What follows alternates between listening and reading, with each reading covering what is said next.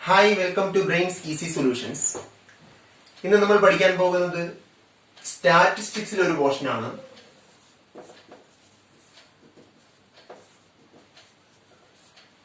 സ്റ്റാറ്റിസ്റ്റിക്സിൽ +1 എക്കണോമിക്സുകാർക്കും സ്റ്റാറ്റിസ്റ്റിക്സുകാർക്കും ആവശ്യമുള്ളതാണ്.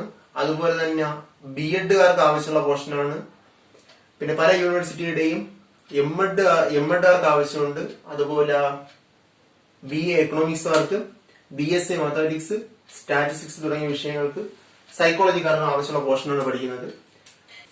അപ്പൊ നമ്മൾ ക്ലാസ്സിലേക്ക് അതിൽ നമ്മൾ പഠിക്കുന്ന unit measures of central tendency. നമ്മൾ പഠിക്കുന്ന unit measures of central tendency ആണ്.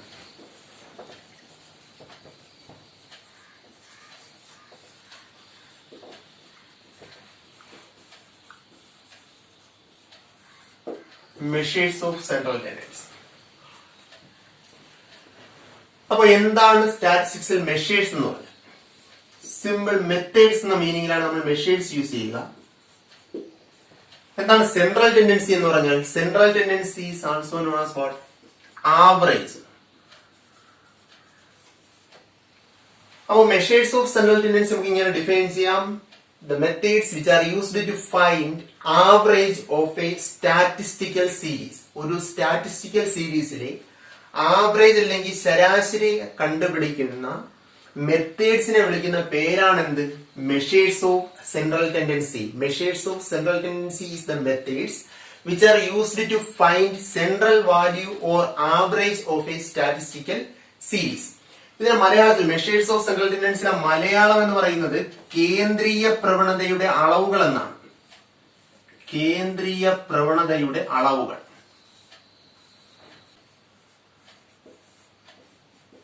+1 ആരെങ്കിലും ഇത് മലയാളം വേണമെന്നുണ്ടെങ്കിൽ അവർക്ക് വേണ്ടിയാണ് പറഞ്ഞത്. കേന്ദ്രീയ പ്രവണതയുടെ അളവുകൾ എന്നാണ് മെഷേഴ്സ് ഓഫ് സെൻട്രൽ ടെൻഡൻസിയുടെ മലയാളം. ദെൻ എന്താണ് ആവറേജ് എന്ന് പറഞ്ഞു കഴിഞ്ഞാൽ, അല്ലെങ്കിൽ ശരാശരി എന്ന് പറഞ്ഞാൽ എന്താ? ഒരു സ്റ്റാറ്റിസ്റ്റിക്കൽ സീരീസിനെ റെപ്രസെന്റ് ചെയ്യുന്ന ഒരു സിംഗിൾ വാല്യൂ അല്ലേ? അപ്പം average is the single value which represents the entire series. സീരീസിനെ മുഴുവൻ റെപ്രസെന്റ് ചെയ്യുന്ന ഒരു സിംഗിൾ വാല്യൂവിനെയാണ് നമ്മൾ എന്ത് പറയുക? ആവറേജ് എന്ന് പറയുന്നത്. Okay, that is also known as what? Central tendency. അപ്പൊ ഇതിനകത്ത് നമ്മൾ രണ്ട് ഡെഫിനിഷൻ പഠിച്ചു. ഒന്ന്, what is measures of central tendency? എന്താണ് മെഷേഴ്സ് ഓഫ് സെൻട്രൽ ടെൻഡൻസി എന്ന് ചോദിച്ചു കഴിഞ്ഞാൽ, it is the methods which are used to find central value or representative value, or it is called what? Average of a statistical series. ഒരു statistical സീരീസിന്റെ representative value ആയ ശരാശരിയെ കണ്ടുപിടിക്കുന്ന മെത്തേഡ്സിനെ വിളിക്കുന്ന പേരാണ് എന്ത്? Measures of central tendency. These are of 5 types. Measures of central tendency എത്ര type ഉണ്ട്? 5 ടൈപ്പ് ആണുള്ളത്. First one arithmetic mean, second one is median, third one is mode, fourth one geometric mean, and fifth one is harmonic mean. ഇങ്ങനെ 5 രീതിയിലാണ് ഏതുള്ളത്? Measures of central tendency ഉള്ളത്. അപ്പൊ നമുക്ക് arithmetic mean എന്താണെന്ന് പഠിക്കാം. അപ്പൊ അതിനു മുമ്പ് ഒരു ചിലപ്പോ പരീക്ഷയ്ക്ക് ചോദിക്കുന്ന ഒരു ക്വസ്റ്റ്യൻ ആണ്, what is the characteristics of an ideal average? Characteristics of an ideal average, ഒരു നല്ല ശരാശരിയുടെ സവിശേഷതകൾ എന്തൊക്കെയാണെന്ന് ചോദിക്കാറുണ്ട്. അപ്പൊ അതിൽ ഒന്നാമത്തെ കാര്യം എന്ന് പറയുന്നത് it is easy to calculate. അപ്പോ ക്യാരക്ടറിസ്റ്റിക്സ് ഓഫ് ഐഡിയൽ ആവറേജ് അല്ലെങ്കിൽ ഒരു നല്ല ശരാശരിയുടെ സവിശേഷതകൾ എന്ന് പറയുമ്പോൾ first one is it is easy to calculate. Calculate ചെയ്യാൻ എളുപ്പമായിരിക്കണം. രണ്ടാമത്തത് it is simple to understand. Simple to understand, മനസ്സിലാക്കാൻ.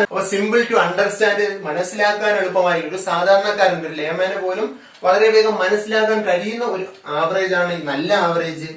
It is rigidly defined by a mathematical or statistical formula. ഒരു സ്റ്റാറ്റിസ്റ്റിക്കൽ ഫോർമുലയിലൂടെയോ അല്ലെങ്കിൽ ഒരു മാത്തമാറ്റിക്കൽ ഫോർമുലയിലൂടെയോ എന്ത് ചെയ്തിരിക്കണം? ഡിഫൈൻ ചെയ്തിരിക്കണം.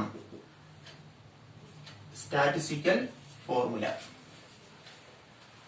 ദെൻ അപ്പൊ ഇതാണ് ഐഡിയൽ ആവറേജിന്റെ സവിശേഷതകൾ. അടുത്ത നാലാമത്തെ കാര്യം, it is least affected by extreme values.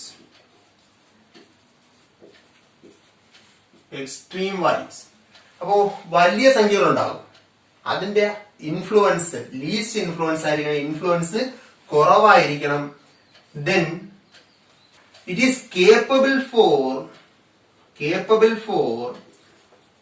further algebraic treatment. മറ്റ് ആൽജിബ്രൈക് ട്രീറ്റ്മെന്റിന് യൂസ് ചെയ്യാൻ കഴിയുന്ന മറ്റ് ഇക്വേഷൻസിന് നമുക്ക് സബ്സ്റ്റിറ്റ്യൂട്ട് ചെയ്യാൻ പറ്റുന്ന ആ ഒരു കേപ്പബിലിറ്റി ആ ഒരു ആവറേജിന് ഉണ്ടെങ്കിൽ അതെന്താണ്, നല്ല ആവറേജ് ആണ്. അപ്പൊ ഇതൊക്കെയാണ് അതിന്റെ പ്രധാനപ്പെട്ട പോയിന്റ്. ഞാൻ ജസ്റ്റ് ഒന്ന് പറഞ്ഞതേ ഉള്ളൂ. തിയറി പലർക്കും പല രീതിയിലാണ്. ഇപ്പൊ മാധവരി സാറിനാണ് ഇതിന്റെ പ്രൂഫ് ഉണ്ടാകും, പലതിന്റെയും പ്രൂഫ് കാണും, ചിലർക്ക് പ്രൂഫ് ഇല്ല. അപ്പം ഞാൻ ഒരു ജനറലൈസ് ചെയ്തു, +1 തൊട്ടുള്ളവരെ പരിഗണിച്ച് ജനറലൈസ് ചെയ്താണ് ഈ വീഡിയോ പറയുന്നത്. മാധവരി സാർക്കും സ്റ്റാറ്റിക്കാർക്കും മെയിൻ ആയിട്ടുള്ള വീഡിയോ വേറെ ചെയ്യും. അതുപോലെ എക്കണോമിക്സുകാർക്കും ബികോമുകാർക്കും കൊമേഴ്സ് എംകോം ബികോമാർക്കുള്ളത് വേറെ സെപ്പറേറ്റ് വീഡിയോ ആയിട്ട് ശരി. അപ്പൊ അത് വെയിറ്റ് ചെയ്യുക. ഇപ്പം ജനറൽ ആയിട്ട് എന്താണ് ഡെഫിനിഷൻ, അവിടെ ഡെഫിനിഷൻ പറയത്തില്ല, അവരവർക്കുള്ള പ്രൂഫ് മാത്രമേ പറയൂ. അപ്പം വീഡിയോയുടെ ടൈറ്റിൽ നോക്കിയതിനു ശേഷം വ്യൂവേഴ്സ് കാണുക, ചാനൽ സബ്സ്ക്രൈബ് ചെയ്യുക. ഓക്കെ, അപ്പൊ നമുക്ക് ആദ്യം പഠിക്കേണ്ടത് എന്താണ് അരിത്തമെറ്റിക് മീൻ എന്ന കാര്യമാണ്. അരിത്തമെറ്റിക് മീൻ എങ്ങനെ കാൽക്കുലേറ്റ് ചെയ്യും, അരിത്തമെറ്റിക് മീൻ എങ്ങനെ കാണും എന്ന കാര്യമാണ് പഠിക്കേണ്ടത്. നമുക്ക് പഠിക്കാം. അരിത്തമെറ്റിക് മീൻ കാൽക്കുലേറ്റ് ചെയ്യുമ്പോൾ നമ്മൾ ആദ്യം നോക്കേണ്ടത് നമുക്ക് കിട്ടുന്ന സ്റ്റാറ്റിസ്റ്റിക്കൽ സീക്വൻസിന്റെ അല്ലെങ്കിൽ സ്റ്റാറ്റിസ്റ്റിക്കൽ സീരീസിന്റെ ഫീച്ചർ എന്താണെന്ന് നോക്കാം. പ്രധാനമായും സ്റ്റാറ്റിസ്റ്റിക്കൽ സീരീസ് നമുക്ക് 2 കാറ്റഗറി ആയിട്ട് ക്ലാസിഫൈ ചെയ്യാനായിട്ട് കഴിയും. അതായത് ഡേറ്റയുടെ പ്രോപ്പർട്ടി അനുസരിച്ച് അൺഗ്രൂപ്പ്ഡ് ഡേറ്റ സീക്വൻസും വരാം, ഗ്രൂപ്പ്ഡ് ഡേറ്റയും വരാം. ഡേറ്റാ സെറ്റിന്റെ ക്യാരക്ടറിസ്റ്റിക്സ് എന്ന് പറഞ്ഞാൽ ഈ 2 രീതിയിലാണ്. ഒന്ന് അൺഗ്രൂപ്പ്ഡ് ഡേറ്റ ആകാം, അല്ലെങ്കിൽ എന്താകാം, ഗ്രൂപ്പ്ഡ് ഡേറ്റ ആകാം.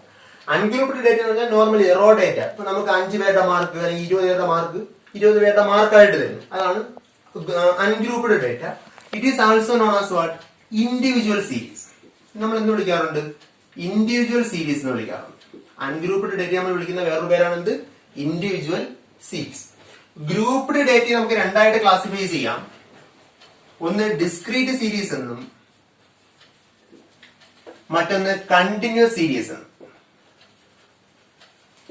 ഗ്രൂപ്പ് ഡേറ്റ 2 ആയിട്ട് ക്ലാസിഫൈ ചെയ്യുന്നു. ഒന്നെന്താ, ഡിസ്ക്രീറ്റ് സീരീസ്, മറ്റൊന്ന് കണ്ടിന്യൂസ് സീരീസ്. ഇപ്പൊ നമ്മൾ അരിത്തമെറ്റിക് മീൻ ആയാലും മീഡിയൻ ആയാലും മോഡ് ആയാലും ജോമെട്രിക് മീൻ ആയാലും ഹാർമോണിക് മീൻ ആയാലും ഏത് വാല്യൂ ആയാലും കണ്ടുപിടിക്കുമ്പോൾ ഈ ഒരു കാര്യം നമ്മുടെ മനസ്സിൽ വേണം. ഇതനുസരിച്ച് ഇക്വേഷനിൽ ചെറിയ വേരിയേഷൻസ് വരും, കാൽക്കുലേഷന്റെ രീതിയിലും കുറച്ച് വ്യത്യാസം വരും.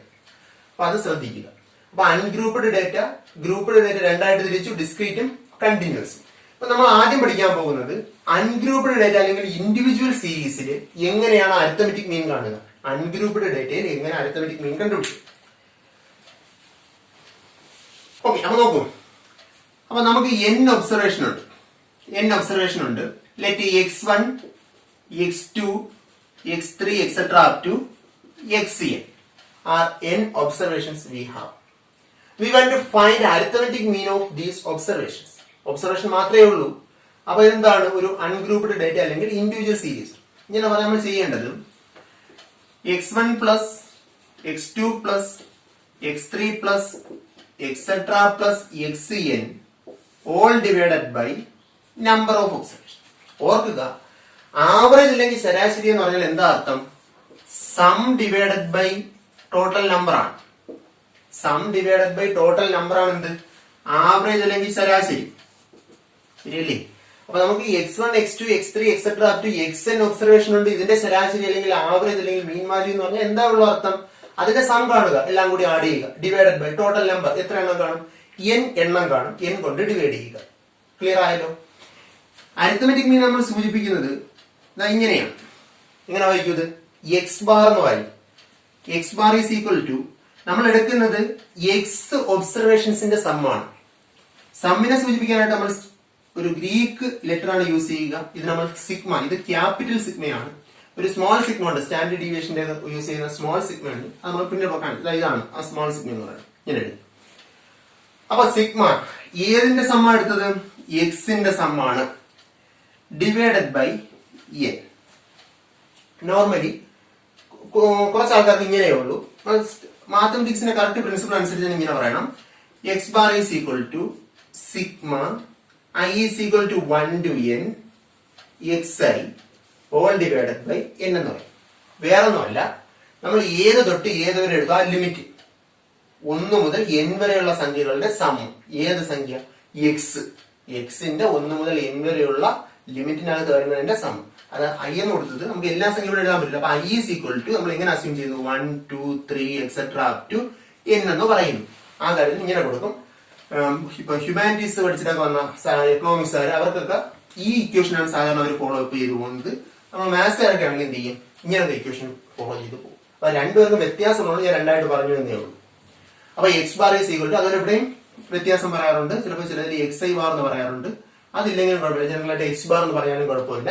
X bar is equal to sigma x divided by n, അല്ലെങ്കിൽ x bar is equal to what, sigma is equal to 1 to n X i divided by n എന്ന് കിട്ടും. ഇതാണ് ഇതിന്റെ ഇക്വേഷൻ വരുന്ന രീതി. Simple. Average is equal to sum divided by total number എന്ന് പറയുന്ന ഈ പ്രിൻസിപ്പലിനനുസരിച്ചാണ് നമ്മൾ ഈ ഇക്വേഷൻ ഡിറൈവ് ചെയ്യുന്നത്. ഇനി ഒരു പ്രോബ്ലം നോക്കി കഴിഞ്ഞാൽ 4 7 10 15 20 ഇതിന്റെ സം കണ്ടുപിടിക്കുക. നമ്മൾ എന്ത് ചെയ്യും, എല്ലാം കൂടെ കൂട്ടും. ഡിവൈഡഡ് ബൈ എത്ര എണ്ണം, 5 എണ്ണം. എല്ലാം കൂടെ കൂട്ടി എത്ര വരും, 30 40 45 55 1 56 ഡിവൈഡഡ് ബൈ 11.2. അപ്പൊ ഇതാണ് ഇതിന്റെ average. Mean value is equal to, arithmetic mean is equal to 11.2. ഇതാണ് ഇൻഡിവിജ്വൽ സീരീസ് നമ്മൾ ചെയ്യേണ്ട കാര്യം. ഓക്കെ. അടുത്ത ഡിസ്ക്രീറ്റ് സീരീസ്. ഗ്രൂപ്പ് ഡേറ്റയിൽ ഉപമാനം മാറിയേണ്ടത് ഡിസ്ക്രീറ്റ് സീരീസ് ആണ്. ഡിസ്ക്രീറ്റ് സീരീസ് എന്താ? ഡിസ്ക്രീറ്റ് എന്ന് വെച്ചാൽ മുറിഞ്ഞു വരിക. അപ്പൊ ഡിസ്ക്രീറ്റ് സീരീസ് ആകുമ്പോൾ അവിടെ രണ്ട് കാര്യങ്ങൾ കാണും. ഒന്ന്, we have A variable and it's corresponding frequency. Let variable X and corresponding frequency is written as F. നമുക്ക് വേരിയബിളും കാണും, അതിന്റെ കറസ്പോണ്ടിങ് ഫ്രീക്വൻസിയും. എന്താണ് ഫ്രീക്വൻസി എന്ന് പറഞ്ഞു കഴിഞ്ഞാൽ, what is frequency? It is nothing but it indicates what? The number of repetition or times of repetition a variable occurs in a series. ഒരു വേരിയബിൾ നമ്മുടെ സ്റ്റാറ്റിസ്റ്റിക്കൽ സീരീസിൽ എത്ര പ്രാവശ്യം എത്ര ടൈംസ് റിപ്പീറ്റ് ചെയ്ത് വരുന്ന ടൈംസ് ഓഫ് റെപ്പിറ്റേഷനെയാണ് എന്ത് കാണിക്കുന്നത്, ഫ്രീക്വൻസി കാണിക്കുന്നത്. ഓക്കെ.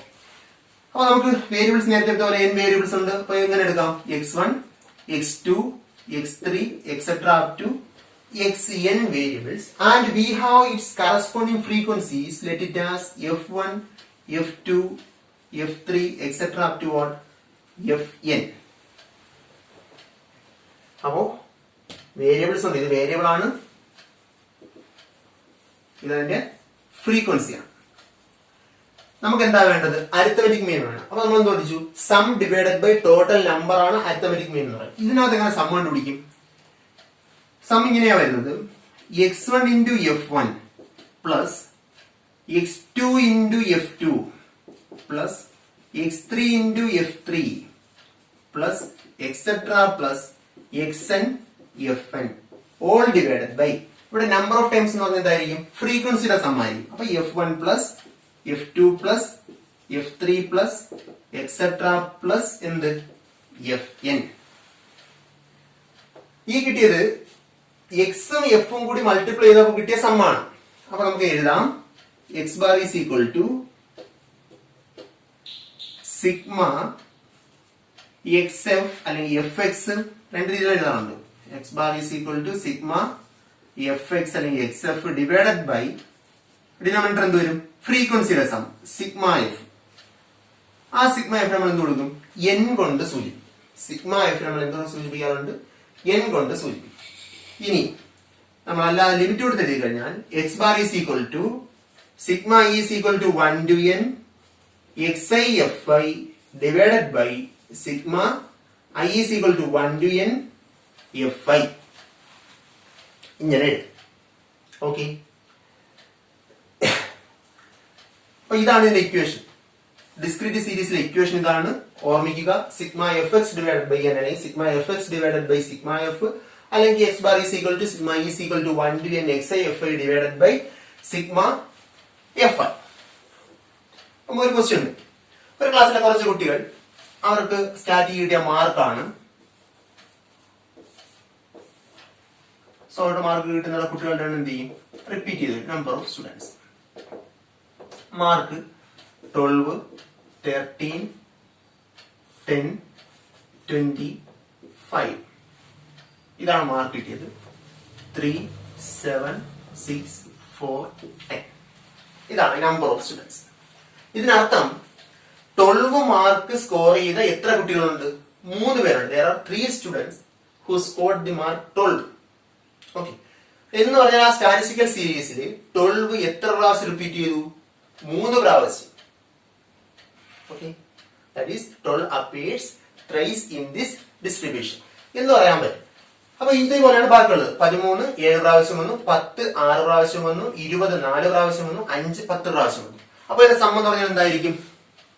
മാർക്ക് എക്സ് ആണ്, നമ്പർ ഓഫ് സ്റ്റുഡൻസ് എന്ന് പറഞ്ഞാൽ എഫ് ആണ്. അടുത്ത കോളം എന്ന് പറയുന്നത് എക്സ് എഫ് കോളം ചെയ്യും, product of variable and it's corresponding frequency. അതുപോലെ ഓർമ്മിക്കേണ്ടത്, നമ്മൾ ഒരു അറേഞ്ച്മെന്റിലും ഫ്രീക്വൻസിയും വേരിയബിളും കൂടെ മിസ്മാച്ച് ചെയ്ത് എഴുതല്ലോ. വേറെ കണക്കോരം പറഞ്ഞില്ല. 12 into 3 30 ഇങ്ങനെ. ഇതിന്റെ സം എടുക്കുക, എക്സ് ഐ എഫ് ഐയുടെ സം എടുക്കുക. 6 7 9 6 15 3 18 18 26 30. ഇതിന്റെ സം എടുത്ത് എത്ര വരും? 30. അപ്പൊ എന്താ നമ്മളെ ഇക്വേഷൻ? ഇതാണ് ഞാൻ നേരത്തെ എഴുതിയത്. ഈ എഴുതിയിരിക്കുന്ന എഫ് ഐ എക്സ് ഐയുടെ കാര്യമാണ് ഈ പ്രിൻസിപ്പിൾ ആയിട്ട് ഇങ്ങനെ എഴുതിയത്. അപ്പൊ X bar is equal to 317 divided by 300 10 75 10.5 something എന്ന് വരും. ഇത് മനക്കണക്കായിട്ട് ചെയ്യണം. എഴുതാം. അപ്പൊ ഇതാണ് ഡിസ്ക്രീറ്റ് സീരീസിൽ ആക്ടിവിറ്റി സീക്വൻസ് കാണുന്നത്. Continuous series. കണ്ടിന്യൂസ് സീരീസിൽ എങ്ങനെയാണ് നമ്മൾ മീൻ കണ്ടുപിടിക്കുക? അപ്പൊ കണ്ടിന്യൂസ് സീരീസ് എന്ന് പറഞ്ഞാൽ എന്താ? Data R arranged within A limit. ഒരു ലിമിറ്റിനകത്ത് നമ്മൾ എന്ത് ചെയ്യും? ഡേറ്റ അറേഞ്ച് ചെയ്ത് എഴുതും. അതാണ് continuous series. That is called classes. ക്ലാസ്സുകൾക്കകത്ത് നമ്മൾ ഡേറ്റ എഴുതും, കൂടെ എന്തും കാണും? Corresponding frequency. ഇപ്പൊ ഉദാഹരണത്തിന് ഇങ്ങനെ എഴുതുന്നു: 0 10 10 20 20 30 30 40 40 50. ഫ്രീക്വൻസി 11 9 3 10 7. ഇങ്ങനെ എഴുതി. ഓക്കെ, ഇതിന്റെ മീൻ വാല്യൂ കണ്ടുപിടിക്കുക എന്നാണ് ചോദ്യം. ക്വസ്റ്റ്യൻ ഇതാണ്. ക്ലാസ് ഉണ്ട്, കറസ്പോണ്ടിങ് ഫ്രീക്വൻസി ഉണ്ട്, മീൻ വാല്യൂ കണ്ടുപിടിക്കുക. ഇവിടെ ഇക്വേഷൻ നമ്മൾ ഡിസ്ക്രീറ്റ് പഠിച്ച അതേ ഇക്വേഷൻ ആണ്. അപ്പൊ ഇക്വേഷൻ എന്ത് വരും? X bar is equal to sigma f x divided by n. ഇതാണ് ഇക്വേഷൻ. അല്ലെങ്കിൽ ബാക്കിയുള്ളത് അറിയാലോ. അപ്പൊ നമ്മൾ അടുത്ത് നമുക്ക് ഇവിടെ ചെയ്യേണ്ടത് എക്സ് കണ്ടുപിടിക്കണം. ആ എക്സിനെ വിളിക്കുന്നത് മിഡ് വാല്യൂ എന്ന് പറയാറുണ്ട്, അല്ലെങ്കിൽ മിഡ് എക്സ് എന്ന് പറയാറുണ്ട്. ഈ രണ്ടു പേരിലും പറയാറുണ്ട്. It is denoted by generally x. X കൊണ്ട് സൂചിപ്പിക്കും. നമ്മൾ ചെയ്ത് കഴിഞ്ഞാൽ മിഡ് വാല്യൂ എങ്ങനെ കണ്ടുപിടിക്കുന്നത് വെച്ച് കഴിഞ്ഞാൽ സിമ്പിൾ ആണ്. ഒരു ക്ലാസിന്റെ ലിമിറ്റ്, ക്ലാസിനെ സംബന്ധിച്ച് 2 ലിമിറ്റാണ്. ഒന്ന്, ആ ക്ലാസ്സിലെ ചെറിയ സംഖ്യ, അതിന് നമ്മൾ അതിന്റെ ലോവർ ലിമിറ്റ് എന്ന് പറയും. Lower limit. ആ ക്ലാസ്സിലെ വലിയ സംഖ്യ, അത് തന്നെ അപ്പർ ലിമിറ്റ്. ലോവർ ലിമിറ്റ് ക്ലാസ്സിലെ ചെറിയ സംഖ്യ, അപ്പർ ലിമിറ്റ് ആ ക്ലാസ്സിലെ വലിയ സംഖ്യ. ലോവസ്റ്റ് വാല്യൂ ആണ് lower limit, highest value is called upper limit. ഇതിന്റെ രണ്ടിനോട് സം എടുക്കുക. ഇപ്പൊ ഫസ്റ്റ് ക്ലാസ്സിലാണെങ്കിൽ 0 പ്ലസ് 10, അതിന്റെ വെയിറ്റഡ് ആവറേജ് ഡിവൈഡഡ് ബൈ 2. ഇതാണ് മിഡ് വാല്യൂ. ക്ലാസ് ലിമിറ്റുകളുടെ സം ഡിവൈഡഡ് ബൈ 2 എന്ന് പറഞ്ഞാൽ weighted average of class limits എന്ന് പറഞ്ഞാൽ മതി. അപ്പോ 10/2 ഈസ് ഈക്വൽ ടു 5 എന്ന് കിട്ടും. 13/2 ഈസ് ഈക്വൽ ടു 15 എന്ന് കിട്ടും. ദെൻ അടുത്ത 25 വരും, 35 വരും, 45 വരും. അത്രയേ ഉള്ളൂ. ഇവിടെ എല്ലാ ക്ലാസ് ഇന്റർവെൽ എന്ന് വെച്ചാൽ difference between upper limit and lower limit, അത് എല്ലാ ക്ലാസ്സിലും ഈക്വൽ ആണ്. അതുകൊണ്ട് എന്ത് ചെയ്താൽ മതി? അത് നമുക്ക് കൂടി കൊടുത്താൽ മതി. അപ്പൊ മിഡ് വാല്യൂ കിട്ടും. മിഡ് വാല്യൂ കിട്ടി നമുക്ക് അടുത്ത് ചെയ്യേണ്ടത്, ഇത് എക്സ് ആയി എഫ് ഉണ്ട്, എഫ് എക്സ് കോളം കൺസ്ട്രക്ട് ചെയ്യണം. എഫ് എക്സ് ആകുമ്പോൾ അറിയാലോ, 11 into 5 55, 9 into 15 315. ഇനി ഈ കോളത്തിന്റെ സമ്മമാണിത്. സമ്മ എത്ര വരും? 5 15 15 20, റിമൈൻഡർ 2 ആണ്. 7 3 10 5 15 2 17 17 5 22 1 23, റിമൈൻഡർ 2 3 6 1 7 2 9 930 കിട്ടും. ഫ്രീക്വൻസിയുടെ സം എന്ത് വരും? 19 20 20, 30, 40 കിട്ടും. ഇത് n ആണ്. n is equal to 40.